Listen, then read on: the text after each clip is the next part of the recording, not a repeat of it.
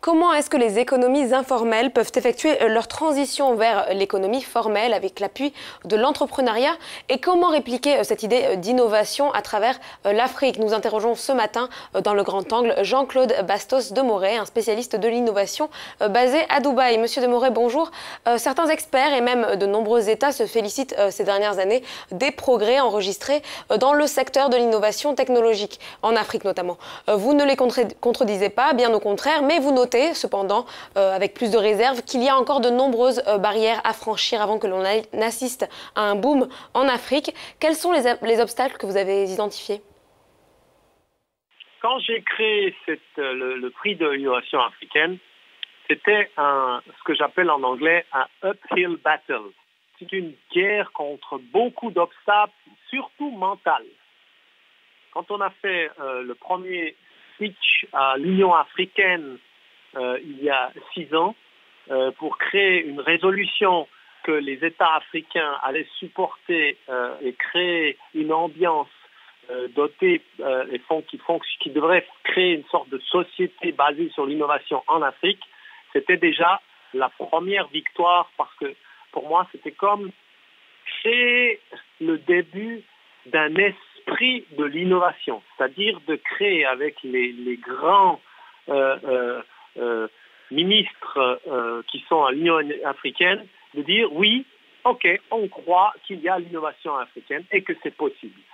Donc je pense que les obstacles en soi, il y en a, mais il faut surtout créer des stars de l'innovation africaine pour que les jeunes soient motivés et créer leurs propres idées et innovations parce que l'Afrique, c'est créatif. L'Afrique a un besoin spécifique de créer des produits eux-mêmes qui sont selon des autres goûts, la couleur, la forme, les tissus, tout ça devrait être innové par des Africains qui connaissent les besoins africains.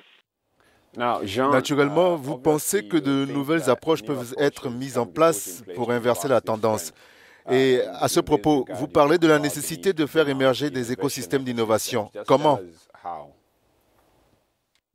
Moi, je suis quelqu'un qui ne croit pas ou croit plus dans la protection des droits de propriété. Moi, je crois plutôt que c'est le dynamisme du marché qui définit la rapidité dont les jeunes et dont le marché bougent et la capacité d'implémenter son innovation qui vont faire la différence. Effectivement, il faut créer des écosystèmes. Il faut créer ces écosystèmes, mais d'une manière créative, pas d'une manière traditionnelle.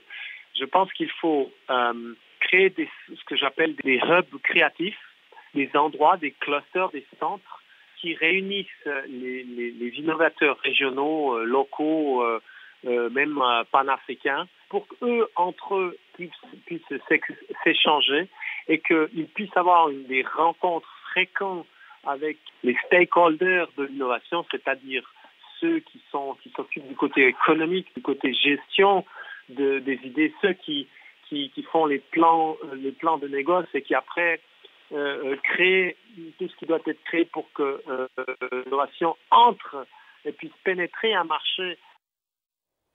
Monsieur Bastos de Moret, vous pensez aussi, il faut le dire, que les compétitions sont des plateformes idéales pour faciliter les rencontres entre développeurs et potentiels financiers. Ah oui, effectivement, ça devrait être multiplié, repris localement. Maintenant, on a fait ça au niveau panafricain. Il faudrait faire ça au niveau des pays eux-mêmes, au niveau régionaux, etc. Donc, je pense effectivement, il faut avoir une sorte en anglais, je crois qu'on dit ça, un trickle-down effect, un effet qui a été créé au niveau africain devrait être fait au niveau des nations, enfin, du pays, etc. Pour que chacun voie l'avantage pour sa propre communauté d'une innovation simple qui peut aider des choses incroyables. Je ne sais pas si vous avez entendu de ce monsieur qui a créé le Foufou Mix, qui aide beaucoup de mamans, de femmes qui avant perdaient beaucoup de temps à créer le foufou. Et maintenant, il a créé ce produit local pour sa communauté. Il a un succès panafricain. Il y a beaucoup d'autres exemples comme ça, je pense, qui sont importants pour le continent et surtout pour l'Afrique.